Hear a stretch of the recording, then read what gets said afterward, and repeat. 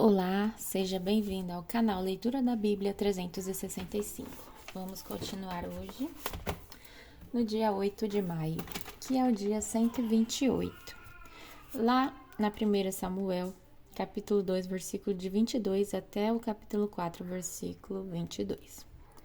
Ele já estava muito idoso, mas sabia o que seus filhos faziam ao povo de Israel e que eles seduziam as moças que serviam junto à entrada da tenda do encontro. Por isso lhes disse: ouvi de todo o povo o mal que vocês praticam. Por que continuam a agir assim? Parem com isso, meus filhos. Não são bons os comentários que escuto entre o povo do Senhor. Se alguém peca contra outra pessoa, Deus poderá intervir em favor do culpado. Mas se alguém peca contra o Senhor, quem poderá interceder? Contudo, os filhos de Eli não deram atenção ao pai, pois o Senhor já havia decidido matá-los. Enquanto isso, o menino Samuel crescia e era cada vez mais estimado pelo Senhor e pelo povo. Certo dia, veio a Eli um homem de Deus e lhes transmitiu a seguinte mensagem: Assim diz o Senhor: Eu me revelei a seus antepassados quando eles eram escravos do faraó no Egito. Escolhi seus antepassados dentre todas as tribos de Israel para serem meus sacerdotes. Ofereceram sacrifícios sobre o meu altar, queimaram incenso e usarem o colete sacerdotal em minha presença. Além disso, designei as ofertas queimadas dos israelitas a vocês, sacerdotes. Então, por que você despreza meus sacrifícios e ofertas? Por que honra seus filhos mais que a mim? Pois você e eles engordaram com as melhores partes das ofertas do meu povo de Israel. Portanto, assim declara o Senhor, Deus de Israel: prometi que membros de sua família da tribo de Levi sempre seriam meus sacerdotes. Agora, porém, declaro o Senhor: isso não acontecerá. Honrarei aqueles que me honram e desprezarei aqueles que me desprezam. Está chegando o tempo em que acabarei com a força de sua família e nenhum de seus descendentes chegará à velhice. Você verá a aflição de minha casa, e quando eu trouxer todo o bem sobre Israel, ninguém em sua família chegará à velhice. Para testemunhar. Sobreviverão os poucos que eu não eliminar do serviço em meu altar, mas seus olhos ficarão cegos e seu coração se partirá e seus filhos morrerão pela espada. E para provar que minhas palavras se cumprirão, farei que seus 2 filhos, Hofni e Finéias, morram no mesmo dia. Então, levarei um sacerdote fiel que me servirá e fará tudo o que desejo. Estabelecerei a família dele, e eles serão sacerdotes diante do meu ungido para sempre. Então, todos que restarem de sua família se curvarão diante dele, mendigando dinheiro e alimento e pedindo: por favor, consiga para nós algum trabalho entre os sacerdotes para termos o que comer. Enquanto isso, o menino Samuel servia ao Senhor ajudando Eli. Naqueles dias, as mensagens do Senhor eram muito raras e visões não eram comuns. Certa noite, Eli estava quase cego. Tinha ido se deitar, a lâmpada de Deus ainda não havia se apagado. E Samuel dormia na casa do Senhor, onde estava a arca de Deus. De repente, o Senhor chamou: Samuel. O menino respondeu: estou aqui. Ele se levantou e correu até onde estava Eli. Estou aqui, o Senhor me chamou? Não chamei, respondeu Eli. Volte para a cama. E Samuel voltou a se deitar. Então, o Senhor o chamou novamente: Samuel. Mais uma vez, Samuel se levantou e foi até Eli. Estou aqui, o Senhor me chamou? Mas Eli respondeu: meu filho, não o chamei, volte para a cama. Samuel ainda não conhecia o Senhor porque nunca havia recebido uma mensagem dele. O Senhor chamou pela 3ª vez. E novamente Samuel se levantou e foi até Eli. Estou aqui, o Senhor me chamou? Então Eli entendeu que era o Senhor que chamava o menino. Por isso disse a Samuel: vá e deite-se novamente. Se alguém o chamar, diga: fala, Senhor, pois teu servo está ouvindo. E Samuel voltou para a cama. Então o Senhor veio e o chamou como antes: Samuel, Samuel. Samuel respondeu: fala, pois teu servo está ouvindo. Então o Senhor disse a Samuel: estou prestes a realizar algo em Israel que fará tinir os ouvidos daqueles que ouvirem a respeito. Cumprirei do começo ao fim todas as ameaças que fiz contra ele e sua família. Eu o adverti de que castigaria sua família para sempre, pois seus filhos blasfemaram contra Deus, e ele não se repreendeu por seus pecados. Por isso jurei que os pecados de Eli e de seus filhos jamais serão perdoados por meio de sacrifícios nem de ofertas. Samuel ficou deitado até de manhã, e então se levantou e abriu a porta da casa do Senhor. Estava com medo de contar para Eli a visão que tivera, mas Eli o chamou: Samuel, meu filho. Estou aqui, respondeu Samuel. O que o Senhor lhe disse? Perguntou Eli. Conte-me tudo. E que o Senhor o castigue severamente se você esconder de mim alguma coisa do que ele disse. Então Samuel contou tudo a Eli e não escondeu nada. Eli respondeu: é a vontade do Senhor, que ele faça o que lhe parece ser melhor. À medida que Samuel ia crescendo, o Senhor estava com ele e todas as suas palavras se cumpriam.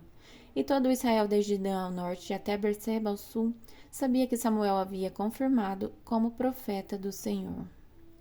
O Senhor continuou a aparecer em Siló e a transmitir mensagens a Samuel ali. E as palavras de Samuel chegavam a todo o povo de Israel. Naquele tempo, Israel estava em guerra com os filisteus. O exército israelitas tinha acampado perto de Ebenezer, e os filisteus acamparam em Afec. Os filisteus atacaram e derrotaram o exército de Israel, matando cerca de 4.000 homens. Terminada a batalha, os soldados voltaram para o acampamento, e as autoridades de Israel se perguntaram: por que o Senhor causou nossa derrota diante dos filisteus? Vamos trazer a arca da aliança do Senhor desde Siló, para que esteja conosco e nos livre do poder do inimigo. Então enviaram homens a Siló para trazer a arca da aliança do Senhor dos Exércitos, que está entronizado entre os querubins, Hofni e Finéias. Os 2 filhos de Eli acompanharam a arca da aliança de Deus.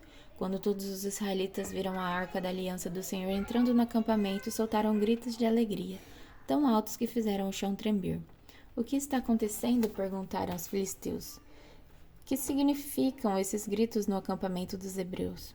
Quando souberam que era porque a arca do Senhor havia chegado, entraram em pânico. Os deuses vieram ao acampamento deles, disseram. Estamos perdidos, nunca enfrentamos uma coisa assim antes. Estamos perdidos. Quem nos salvará desses deuses poderosos? São os mesmos deuses que destruíram os egípcios com pragas, quando Israel estava no deserto. Tenha coragem, filisteus, sejam homens, do contrário acabaremos como escravos dos hebreus, assim como eles se tornaram nossos escravos. Sejam homens e lutem. Então, os filisteus saíram para a batalha e Israel foi derrotado. A matança foi grande. 30.000 soldados israelitas morreram naquele dia. Os sobreviventes deram meia volta e fugiram para suas tendas. A arca de Deus foi tomada, e Hofni e Finéias, os 2 filhos de Eli, foram mortos. Um homem da tribo de Benjamim correu do campo de batalha e chegou a Siló ainda naquele dia. Tinha rasgado suas roupas e colocado pó sobre a cabeça. Eli estava sentado numa cadeira ao lado da estrada, esperando para ouvir as notícias da batalha, pois seu coração tremia pela segurança da arca de Deus. Quando o mensageiro chegou e contou o que havia acontecido, gritos ressoaram por toda a cidade. Eli ouviu os gritos e perguntou: o que é esse barulho todo? O mensageiro correu até Eli e contou-lhe a notícia. Eli estava com 98 anos e já não conseguia enxergar. Acabo de chegar do campo de batalha, disse o mensageiro. Fugi de lá hoje mesmo. Eli perguntou: o que aconteceu, meu filho? O mensageiro respondeu: Israel foi derrotado pelos filisteus e o povo massacrado. Seus 2 filhos, Hofni e Finéias, também morreram e a arca de Deus foi tomada. Quando ele mencionou o que havia acontecido com a arca de Deus, ele caiu da cadeira para trás, ao lado do portão, quebrou o pescoço e morreu, pois era velho e pesado. Havia sido juiz em Israel durante 40 anos. A nora de Eli, esposa de Finéias, estava grávida e perto de dar à luz. Quando soube que a arca de Deus havia sido tomada e que o seu sogro e o marido estavam mortos, teve contrações violentas e deu à luz. Ela morreu no parto, mas antes de falecer, as parteiras tentaram animá-la.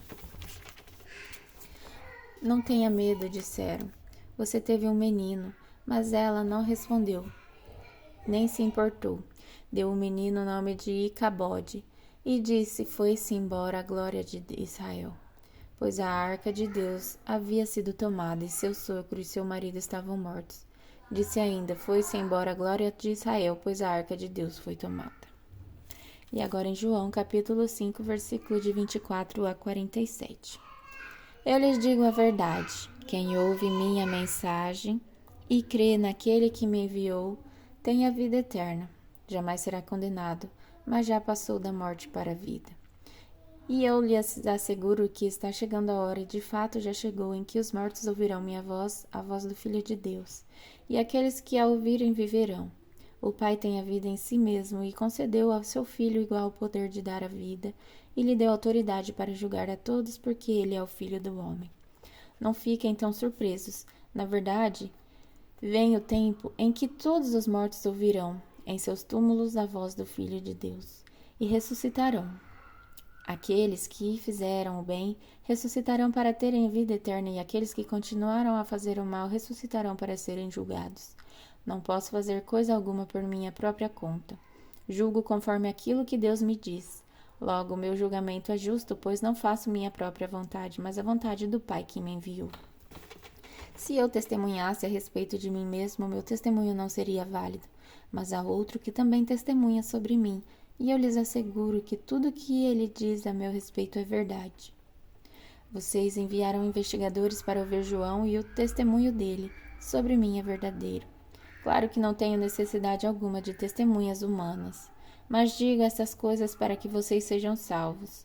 João era como uma lâmpada que queimava e brilhava, e por algum tempo vocês se empolgaram com a mensagem dele, mas eu tenho um testemunho maior do que o João, as obras que realizo. O Pai me deu essas obras para concluir, e elas provam que ele me enviou. E o Pai que me enviou testemunhou ele próprio a meu respeito. Vocês nunca ouviram sua voz, nem o viram pessoalmente, e não têm a sua mensagem no coração, pois não creem em mim, aquele que foi enviado por ele. Vocês estudam minuciosamente as Escrituras porque creem nelas, creem que elas dão vida eterna, mas as Escrituras apontam para mim, e no entanto vocês se recusam a vir a mim para receber essa vida. Sua aprovação não vale nada para mim, pois eu sei que o amor a Deus não está em vocês. Eu vim em nome de meu Pai e vocês me rejeitaram. Se outro vier em seu próprio nome, vocês o receberão. Não é de admirar que não possam crer, pois vocês honram uns aos outros, mas não se importa com a honra que vem do único Deus. Mas sou eu quem os acusará diante do Pai. Moisés os acusará, sim, Moisés, em quem vocês põem a sua esperança. Se crescem, de fato, em Moisés creriam em mim, pois ele escreveu a meu respeito. Contudo, uma vez que não creem naquilo que ele escreveu, como crerão no que eu digo? E agora em Salmos, capítulo 106, versículo de 1 a 12. Louvado seja o Senhor. Deem graças ao Senhor, porque ele é bom. Seu amor dura para sempre. Quem poderá contar os feitos poderosos do Senhor? Quem poderá louvá-lo como ele merece? Como são felizes os que fazem o que é certo e praticam a justiça todo o tempo. Lembra-te de mim, Senhor, quando mostrares favor ao teu povo. Aproxima-te e resgata-me, que eu compartilhe da prosperidade dos teus escolhidos, que eu me alegre na alegria do teu povo e exulte com aqueles que pertencem a ti. Pecamos como nossos antepassados e fomos desobedientes e rebeldes. No Egito, nossos antepassados não deram valor às maravilhas do Senhor. Não se lembraram de seus muitos atos de bondade. Rebelaram-se contra ele junto ao Mar Vermelho. Assim mesmo os resgatou, para proteger a honra de seu nome, para mostrar seu grande poder. Ordenou que o Mar Vermelho secasse e os conduziu pelas águas como por um deserto. Ele os resgatou das mãos de seus inimigos e os libertou das garras de seus adversários. As águas se fecharam e cobriram seus opressores. Nenhum deles sobreviveu. Então creram em suas promessas e cantaram louvores a ele. E agora em Provérbios, capítulo 14, versículo de 30 a 31. O contentamento dá saúde ao corpo. A inveja é como um câncer nos ossos. Quem oprime o pobre insulta seu Criador, mas quem ajuda o necessitado honra a Deus. Até amanhã, no dia 9 de maio.